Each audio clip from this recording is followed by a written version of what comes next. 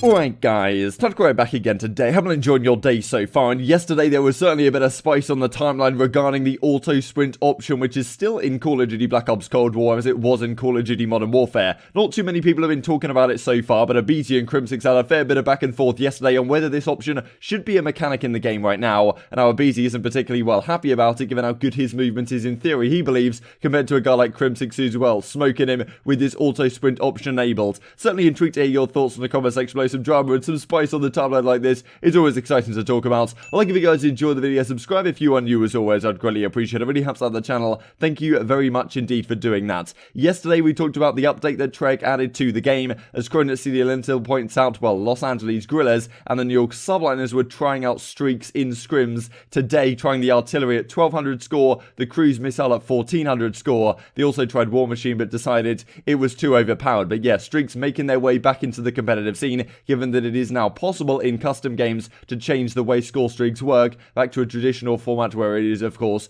just score. So yeah, I think they can just tweak it exactly how they like, which is pretty nice to see. So that is certainly something which is going to happen, and well, certainly a good thing for the competitive community in my opinion. Also, yesterday Paris were scrimming. Scraps Classic, it seems now, Fire and Aqua actually scrimming against Goonjar, which is I'm sure kind of frustrated for him given he was supposed to meant to be on this roster. I don't really know. Classic seems to be there now, and Goonjar on the team with Zed and Co. on I think it's like Denz and Doug Center Martin is the rest of that team. But yeah, those guys were scrimming yesterday, so yeah, theory is coach as we did look at. I wonder how far that'll be around the corner before that is confirmed. Another thing which seems to be being confirmed is this from a video yesterday. A lot of you guys pointing this out to me, the fact that well, JCap was spotted in 100 Thieves, in LA Thieves even, merchandise, looking like they're doing some sort of announcement video with MattG and Co. Kind of funny that this went out, effectively just announcing it before Los Angeles Thieves get to do their announcement. It makes a perfect sense, right, that JCap would be the coach for this lineup, given existing relationship with MattG and Slasher, as we talked about yesterday. So yeah, this was a clip that came out. A lot of you guys were pointing out to me that yeah, certainly seems like JCap, the coach for Los Angeles Thieves, makes sense, which means, okay, like Karma's not going to be the coach there, Karma, question marks, certainly, well, some things we can talk about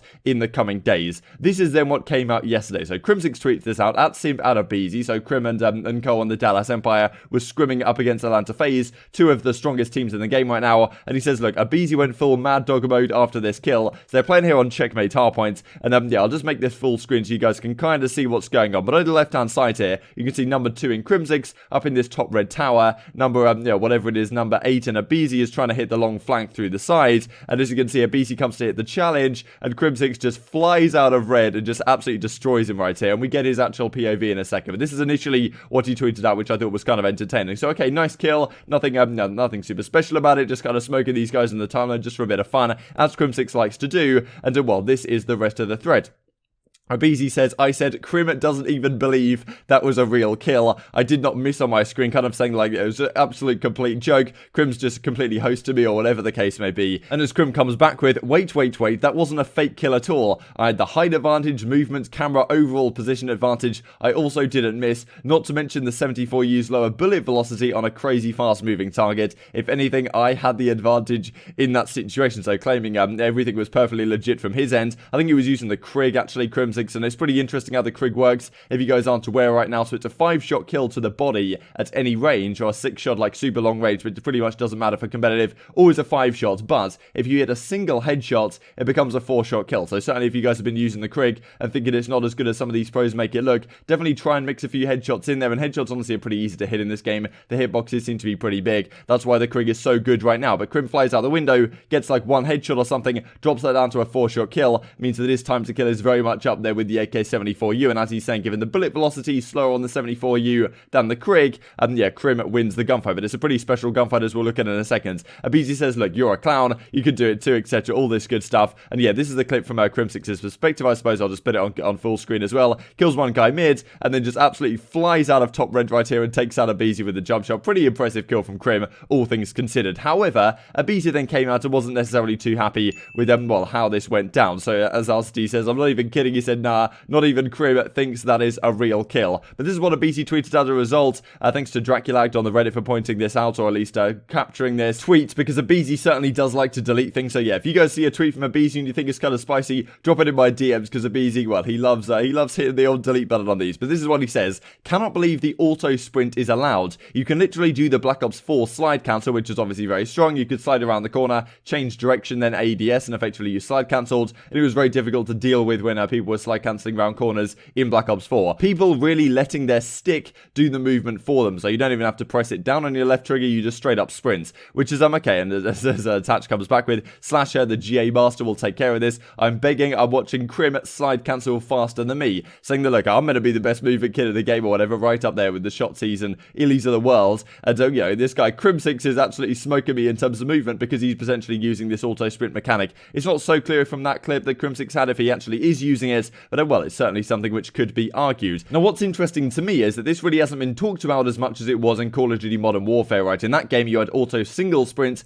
and auto tactical sprint, which as soon as you put your left stick forward, instead of having to press it down, you just immediately sprint at full pace. And that made it a lot easier to do slide cancels on the go. And, well, yeah, pretty much all the pros were using that for a time. And then they decided, okay, like, it's obviously very difficult to even figure out if someone is using it. But then they decided, look, we're going to gentleman's agreement it out of the game. We're not going to use it because it, well, it reduces the skill gap, was the argument. Similar to what aBeZy is saying right here. The fact that I'm, like, really good on the sticks, I've got great movement. A guy like Crimsix shouldn't be able to just, like, have as good movement as me just by having this setting enabled. He should have to disable it and then also be able to hit the button combinations that I'm hitting to have the same movement that I can hit. So that was kind of the argument in Modern Warfare. However, this year maybe it's slightly different, given there's no tactical sprint, there's no 2-time sprint. It's just like, you know, you're just walking or you're sprinting or you're running or you're sprinting, whichever way you want to look about it. So Attach made a video a few days ago discussing this option and how it's going to improve your movement in Black Ops Cold War. He also did say, though, that he imagines the pros' gentleman's agreement that's out of play for another year, which he was kind of frustrated about, given the fact that, well, you know, it improves the lifespan of your controller, and there's certainly some other benefits as well. But for the skill gap reasons that we discussed in Modern Warfare, maybe this is a viable thing to ban out of the game. But right now, it hasn't really been discussed. aBeZy certainly seems to want it gone. Crimsix may have been using it in the clip and may actually be kind of liking it. And, well, kind of a throwback to what we saw back in the Modern Warfare days when, well, ATS, it was actually auto single sprint, I believe, was technically the option that Crimsix was using at the time. But, yeah, they were using it on the low. And, of course, one of the issues with gentleman's agreementing stuff like this and saying, okay, no one's going to use it, is it's very difficult to determine if someone actually is using it in the game state, right? Especially in an online arena where, you know, we can't necessarily have referees checking people's settings. Then again, actually, the way it's working this season, everyone's going to fly to the same vicinity, at least with the rest of their teammates, and potentially have some CDL referees there. So maybe you could do this thing and have the referees check their settings before the game. But then again, the GAs aren't officially CDL sanctioned, right? So are they actually going to be doing that? Who really knows? But again, as this was discussed at the time, people trying to use ATS and trying to keep it low-key, the suspect is Ian Crimsix Porter. And this was the setting in that game, right? You had auto tac sprint, auto single sprint, and just, like, you know, nothing on at all. This game, you just have the auto sprint option, which a lot of people have been using to great effect. And aBeZy thinks that Crimsix was using it in that clip to actually gun him in a gunfight, which maybe he wouldn't have otherwise won, being able to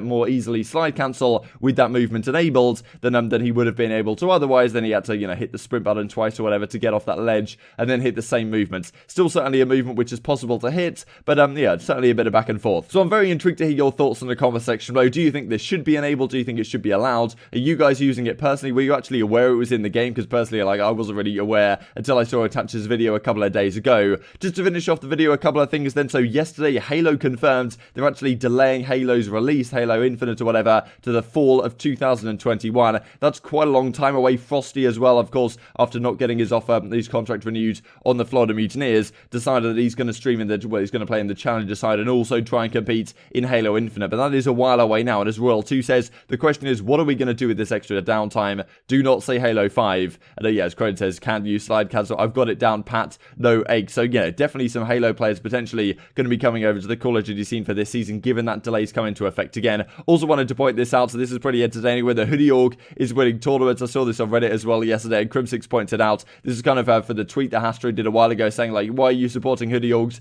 Do you not want to win events? And in the wake, of course, of 100 Thieves winning the Valorant First Strike Championship yesterday, or a couple of days ago now, if you guys weren't aware of that one. But as Hastro says, look, we have to put a stop to this. Only joking. Nadeshot deserves the dubs. I'm sorry I ever implied those orgs didn't care about it. Much love to the trolls and all those Hoodie Orgs out there. So yeah, just thought this graphic was pretty hilarious, seeing Hastro back in the day. And also in wake of that patch update yesterday. We got this from JP Krez, analyst over at the New York Subliners. If you thought Crossroads P4 was hard to break before the patch, the new location might just be the Cold War version of Hackney P2. So we looked at yesterday how they moved it all the way further back, which in theory was going to make it easier to attack, maybe given more opportunities for the offensive side. But at the same time, well, apparently JP doesn't see it this way. And as EasyMac says, if they kept P4 where it was and switched P2 and P3, it would have been fine. It's just awkward because P3, P4, and P1 are all 5 steps from each other, which actually is probably a fair point. And as Paris says, what you got to do is timely push the back spawns while having some diversion up front. It is easier IMO. So yeah, Paris disagreeing with this one, but certainly some discussion to be continued to have over the coming days.